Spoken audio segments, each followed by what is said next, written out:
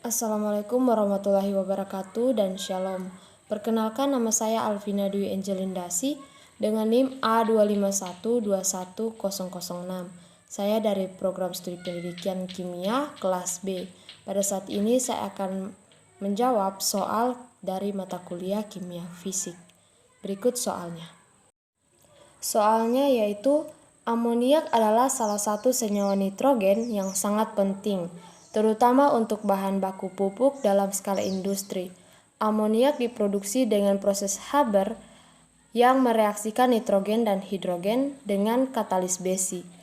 Menurut reaksi, N2 ditambah 3H2 menghasilkan 2NH3. Delta H sama dengan negatif 92 kJ. Pertanyaannya yaitu A. Menurut asas Lekateril, langkah apa yang dilakukan agar produk amoniak yang dihasilkan maksimal? B. Pada kondisi 298 Kelvin dan 1 atm, hitunglah harga Kp dan Kc dari reaksi kesetimbangan tersebut.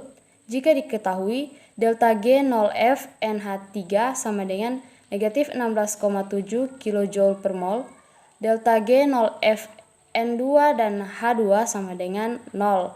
Dan C, hitunglah perubahan entalpi delta U dan delta A.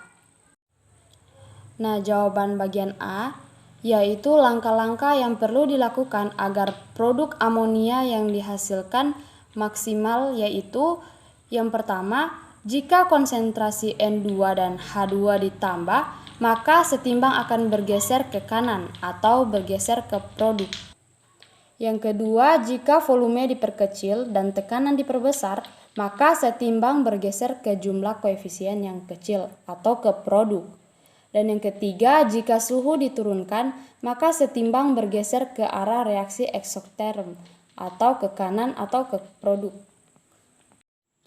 Jawaban bagian B, pertama-tama kita cari delta G. Dengan rumus delta G sama dengan 2 kali delta G 0F NH3 dikurang delta G 0F N2 ditambah delta G 0F H2 sama dengan, kita masukkan saja angka-angkanya, 2 dikali negatif 16,7 kJ per mol dikurang 0 kJ per mol ditambah 0 kJ per mol. Nah, hasilnya itu delta G sama dengan 33,4 kJ per mol. Kemudian kita cari ln Kp-nya. Dengan rumus ln Kp sama dengan delta G per nRT. Kita masukkan angkanya, 33,4 dikali 10 pangkat negatif 3 Joule per mol per 8,314 Joule per mol Kelvin dikali 298 Kelvin. Hasilnya 33,4 dikali 10 pangkat negatif 3 Joule per mol per 2477,572 Joule per mol. Ln Kp-nya sama dengan negatif 13,48. Kp-nya sama dengan E pangkat negatif 13,48. Nah, Kp-nya sama dengan 714.972,958. Nah, kemudian mencari Kc-nya dengan rumus Kc sama dengan Kp per RT pangkat delta N. Nah, di mana delta N-nya sama dengan 2 dikurang 4 sama dengan negatif 2. Nah, kemudian sisa kita masukkan saja angka-angkanya, 714.972,958 per 0,082 liter ATM per mol Kelvin dikali 298 Kelvin pangkat negatif 2. Nah, hasilnya 714.972,958 per 24,436 pangkat negatif 2. Hasilnya sama dengan 714.972,958 per 0,00168. Nah, hasilnya 425.579.141,667.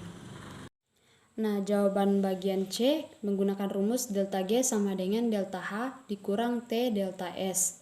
Sisa kita masukkan saja angkanya.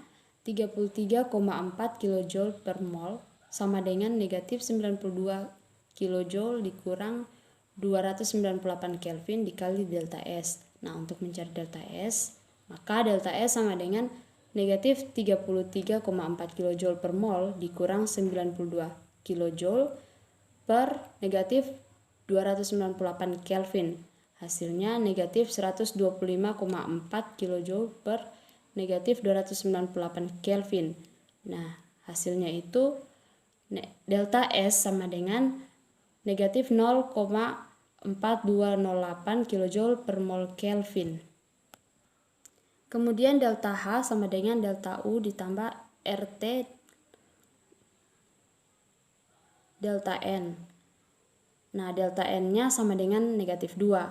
Jadi sisa kita masukkan saja angka-angkanya.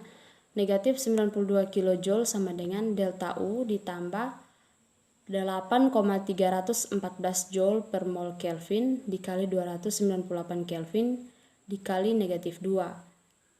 Hasilnya negatif 92 kJ sama dengan delta U ditambah negatif 4955,144 Joule.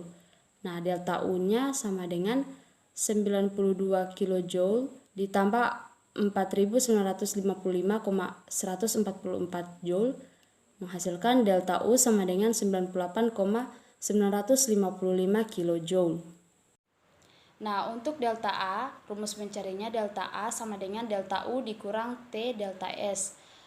Nah, sisa kita masukkan angkanya 98,955 kJ dikurang 298 Kelvin dikali negatif 0,4208 kJ per mol Kelvin.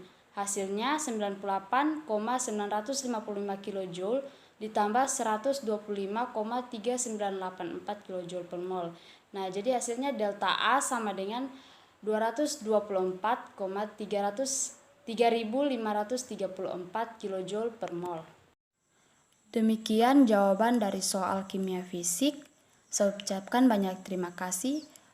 Wassalamualaikum warahmatullahi wabarakatuh. Shalom.